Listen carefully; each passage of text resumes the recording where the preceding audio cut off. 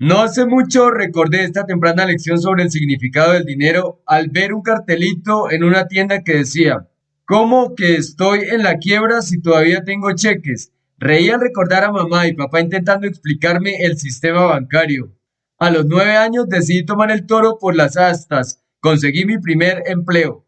Cada sábado por 10 centavos a la hora apilaba y quitaba el polvo de las latas de mercancía en un almacén. Calculaba que la única forma de aprender acerca del dinero sería con experiencia propia ganándolo. Desde entonces he pasado mucho tiempo en mi vida desconfundiéndome en lo concerniente al dinero y en mis años de estudio he llegado a ver que no estoy solo en este esfuerzo por desmitificar al poderoso dólar. Muchísima gente en este mundo está confundida respecto del dinero, aun los que tienen mucho. De hecho, estoy convencido de que esa confusión causa la mayoría de los problemas de nuestro mundo. Lo que más asusta y desalienta es que muchas de las personas que manejan grandes sumas de dinero, banqueros, agentes de bolsa, administradores y políticos, suelen ser los más confundidos, aunque finjan lo contrario.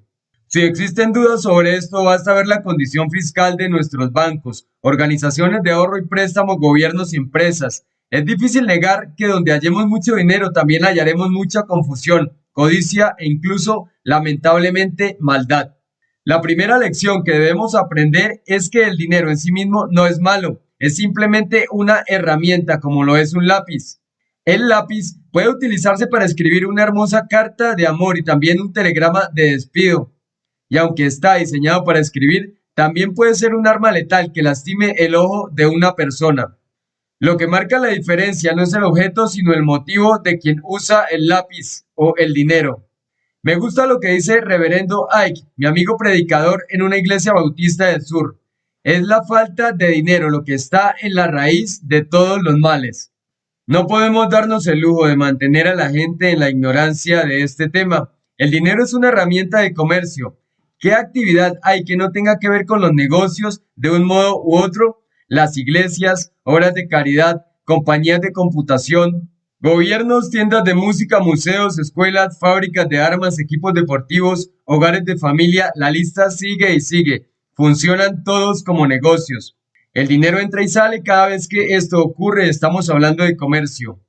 Conozco muchas personas que odian los negocios y todo lo que tenga que ver con ellos, pero estos sentimientos no son más que el subproducto de nuestra confusión e ignorancia acerca del tema del dinero y por supuesto no de nuestro conocimiento al respecto. Necesitamos indagar un poco por qué se desempeña tan mal el sistema educativo en su enseñanza sobre el tema, por qué se resistían nuestros maestros a enseñar esto y por qué los maestros de nuestros hijos continúan resistiéndose. ¿Por qué es que la gente que mejor debiera saber que el dinero no es sucio en sí mismo sigue insistiendo en que sí lo es? ¿Será que quienes dirigen las escuelas jamás lo aprendieron? Si es así, necesitamos desesperadamente efectuar cambios. Directa o indirectamente, nuestra continua ignorancia acerca del tema del dinero está causando daños a largo plazo a generaciones enteras. ¿Puede el éxito comprar dinero? Digamos que el 20% de los estudiantes que terminan la escuela secundaria aprenden acerca del dinero y que luego prosiguen y les va muy bien en la vida. Sin duda es un cálculo generoso, pero digamos que en términos generales fuera así. Algunos dirán que un 20% es un buen cálculo.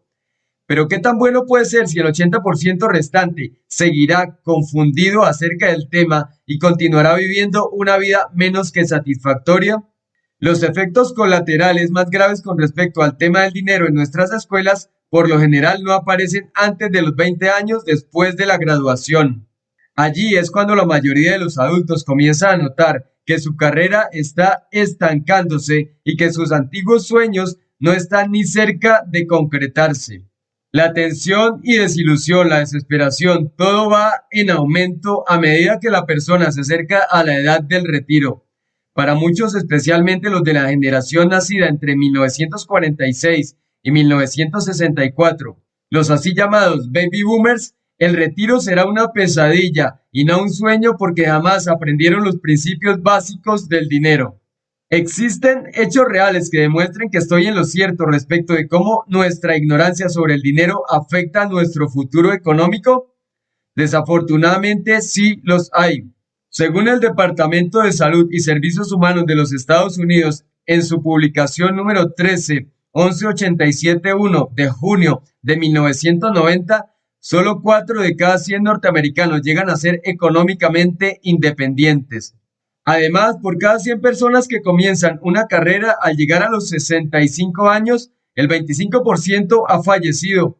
Los ingresos de un 20% están por debajo del nivel de pobreza y el 51% tiene ingresos por sobre el nivel de pobreza, pero por debajo de los $35.000 al año. De ese 51%, la mayoría podría describirse como A. En aprietos económicos, pero demasiado avergonzados como para pedir ayuda.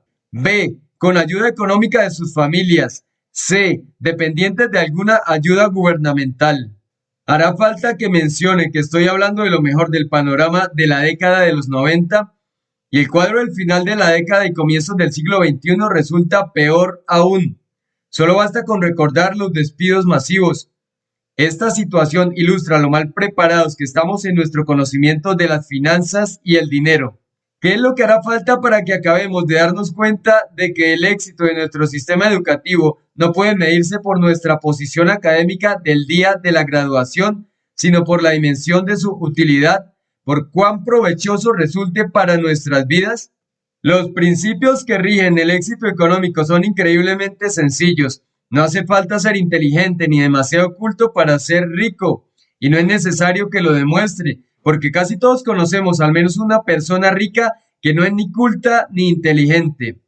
De hecho, a juzgar por la cantidad de gente pobre con doctorados, la educación superior a veces parece dificultar el éxito financiero. He aprendido mucho acerca del dinero a lo largo de los años y no tengo duda de que el éxito económico o financiero requiere de poco conocimiento en verdad. Si uno llegó a segundo grado, tiene lo básico para llegar a ser millonario. La gente verdaderamente rica, no los que lo parecen con préstamos, artilugios o manipulando el dinero de otros, tiene hábitos diferentes nada más. Describir los principios básicos del dinero no está dentro del alcance de este libro. Para quienes quieren averiguarlo, recomiendo el libro El hombre más rico de Babilonia, The Richest Man in Babylon, de George S. Clason.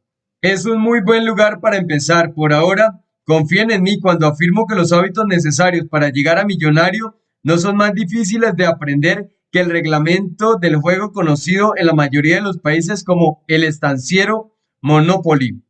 Preguntarán entonces que si es tan simple, ¿por qué no lo aprendemos en la escuela? Aquí enumero 4 posibles explicaciones. Explicación posible número 1. Si todos conociésemos los principios del dinero, la educación se vería obligada a dejar de lado su mayor mentira, que hay que ir a la escuela para entonces lograr el éxito. Esta mentira podría ser el mayor triunfo como trabajo de comunicación en la historia de la publicidad.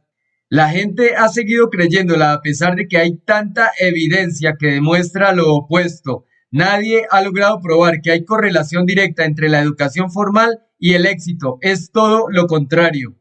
Muchas personas exitosas fueron poco exitosas en la escuela. Abraham Lincoln tuvo menos de un año de educación formal. Harry Truman nunca fue a la universidad. George Bernard Shaw, ganador del Premio Nobel de Literatura, abandonó la escuela a los 16 años y lo mismo hizo John Major, ex primer ministro de Inglaterra. Yo tengo un diploma universitario, pero poco ha tenido que ver con mi éxito financiero. De hecho, mucho de lo que aprendí después del segundo grado debí desaprenderlo luego, antes de poder disfrutar de mi éxito presente. Explicación posible número 2. Si la gente conociera los principios del dinero, las escuelas ya no podrían utilizar las tácticas del miedo para motivar a los estudiantes a estudiar y memorizar cosas aburridas y poco relevantes. Explicación posible número 3. Las empresas del mundo perderían su mano de obra barata. Si todos entendieran el dinero fácilmente, podrían ganar todo el que quisieran o necesitaran sin ser jamás empleados. Entonces ya no habría esclavos del cheque y las empresas que dependieran de ellos tendrían que cerrar. Explicación posible número 4. Sinceramente, el sistema educativo no conoce los principios del dinero. ¿Puedo probarlo? Soy mi propio conejillo de Indias. Soy maestro profesional, trabajo como educador y la enseñanza es mi negocio. Financieramente me fue posible retirarme a los 43 años gracias a lo que gano enseñando. Y aún así no me quedo sentado ni viajando en cruceros o pasando los días en el club de campo. ¿Por qué? Porque me encanta lo que hago y jamás dejaría de hacerlo. Odio el aburrimiento. Simplemente aplicando los principios de los negocios y el dinero a mi profesión como maestro, suelo ganar más en una semana de lo que ganan muchos maestros en 3 años. La pobreza, la verdadera raíz de todo mal. Imaginen qué tipo de mundo sería este si todo el mundo entendiera el dinero, si ya no hubiera confusión y desesperación acerca de ello. Habría menos delincuencia, tanto en las calles como en las altas esferas del gobierno y los negocios. Toda la delincuencia, sea el tipo que fuere, disminuye el bienestar de toda la sociedad, creando más gente desesperada y filtrándose luego, decantándose para crear más delito en las calles. Podemos construir más cárceles con nuestros impuestos. Las cárceles son fábricas de criminales en masa, porque son meramente una escuela para graduados en el estudio avanzado del crimen. El 70% de todos los internos de las penitenciarías federales fracasa al salir, vuelve a ser arrestado y regresa a la prisión para más cursos de posgrado. ¿Es exitosa la búsqueda de dinero de estas personas? Hace poco, un criminólogo me dijo que las ganancias promedio en la vida de toda la población criminal equivalen casi a un tercio del nivel de pobreza de los Estados Unidos. Es posible que si comenzáramos a enseñarles a los niños sobre el dinero, tendríamos menos criminales en las cárceles y menos delito y codicia en los negocios y el gobierno. ¿Quién cuida el gallinero? Hasta ahora la educación respecto del dinero ha quedado siempre en manos de cada individuo. Los únicos que veo tomarse el tiempo de enseñar al público sobre el crédito, las tarjetas de crédito y el ahorro son los bancos y otras instituciones financieras. Pero cuando vemos los registros de estas instituciones, es bastante obvio que estos maestros todavía tienen mucho por aprender antes de comenzar a aconsejar a los demás. Dejar que los banqueros eduquen a las masas con respecto al crédito es como poner al zorro a cuidar el gallinero. Si dejásemos atrás la falsa creencia de que hay algo básicamente sucio o malo en el dinero y comenzáramos a educar a los niños en cuanto a su significado y propósito real en nuestra vida, en unos 30 años tendríamos una nación económicamente más segura, gobiernos y negocios mejor administrados, menos gente dependiente de la asistencia social y una economía racional mucho más fuerte. No olvidemos nunca que la prioridad de la educación pública es la de enseñar a las personas a dominar las destrezas necesarias para funcionar bien en la sociedad. Si casi no lo logramos, es que hay algo que seriamente funciona mal en este sistema. ¿Por dónde comenzamos a reconstruir nuestra sociedad para que puedan concretarse un día nuestros sueños de bienestar y felicidad? La respuesta es bastante sencilla. Comenzamos por redefinir el dinero, no como la raíz de todo mal, sino como instrumento básico que todo niño de escuela ha de entender por completo antes de llegar al 6º grado. Mantener a los niños en la ignorancia respecto del dinero en la sociedad de hoy tiene tanto sentido como no enseñar a un niño en la sociedad agraria a manejar el arado, plantar las semillas y cosechar los frutos. Esta simple corrección de nuestras percepciones básicas del dinero puede obrar milagros. No es que termine allí nuestra responsabilidad, está lejos de eso, pero con este cambio de mentalidad abrimos las puertas a un mundo de posibilidades totalmente nuevo, un mundo ya no más dividido entre los que tienen y los que no tienen. No podemos llamarnos sociedad responsable hasta no poder afirmar sinceramente que estamos esforzándonos por entender y enseñar los principios del dinero. Y esto comienza con un simple cambio de mentalidad, que la ignorancia respecto del dinero es en realidad el mal que debemos combatir y no el dinero en sí mismo. Capítulo 8. ¿Qué es seguridad económica? El dinero es la semilla del dinero y la primera guinea es a veces más difícil de adquirir que el segundo millón. Jean-Jacques Rousseau, 1754. ¿Qué es la seguridad? ¿Un empleo bien pago? ¿Tener dinero para cubrir todos los gastos y necesidades? ¿Trabajar para el gobierno? Quizá uno nunca sea despedido. ¿Trabajar para una gran corporación? Los beneficios son muy buenos y hay mucho espacio para ascender. ¿Dinero en el banco? Es bueno tener un colchón en caso de que algo salga mal. Invertir en bonos y acciones, un ingreso adicional sin tener que trabajar muchas horas extras. Un plan de retiro, es bueno poder mirar hacia el futuro, hacia el día en que uno ya no tenga que trabajar.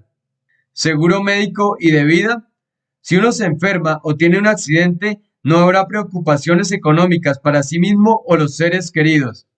Trabajar para una empresa pequeña, de donde todos se conocen y trabajan jalando todos hacia el mismo lado, en cooperación. Trabajar de manera independiente, más control sobre la propia vida financiera. Casarse con alguien rico, nunca más habrá que preocuparse por generar dinero. Tener un arma en la casa, la policía está tan sobrecargada de trabajo que la autoprotección se está convirtiendo en un hecho.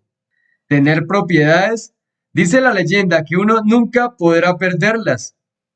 Un sistema de alarma contra ladrones, es necesario proteger lo que uno tiene. Estas son las cosas tradicionales que la gente considera como fuentes de seguridad. El problema es que ninguna viene con garantía de hierro. Lo único que puede construir seguridad quizá no pueda hacerlo en el futuro, y lo que puede parecer seguro muchas veces es solamente una ilusión. De todas maneras, la gente recurre a esas fuentes de seguridad que enumeré aquí porque no saben qué más podrían hacer. A la larga, si uno se ata a uno o más de estos sistemas de seguridad, puede suceder que jamás logre encontrar una fuente real de seguridad. Entrénese ahora para obtener un empleo bien pago con futuro seguro, anunciaba el aviso radial de una escuela para técnicos en aparatos médicos. Desde el taxi en la hora del almuerzo, las calles de San Francisco se mostraban atestadas de hombres y mujeres vestidos con trajes oscuros que corrían en medio de mendigos y vagabundos. Me pregunté, ¿quién se sentía más seguro, los mendigos y vagabundos o los guerreros corporativos? Al mirar sus expresiones, me era difícil encontrar empleados y desempleados una sola cara que mostrara seguridad. Todos se veían, al menos, un poco asustados. Era 1981 y yo conocía por experiencia lo que es la inseguridad. Lo había perdido todo poniendo en riesgo el patrimonio de mi padre y estaba en medio de mi lucha por salir del agujero financiero, intentando desesperadamente salvar una compañía que se hundía. Solo tenía una cosa que seguía funcionando, luego de la humillación de ver que, después de todo, no conocía todas las respuestas. Había tomado la decisión de aprender de mis errores. Ya no fingiría saber todo y había comenzado a descubrir lo que no sabía.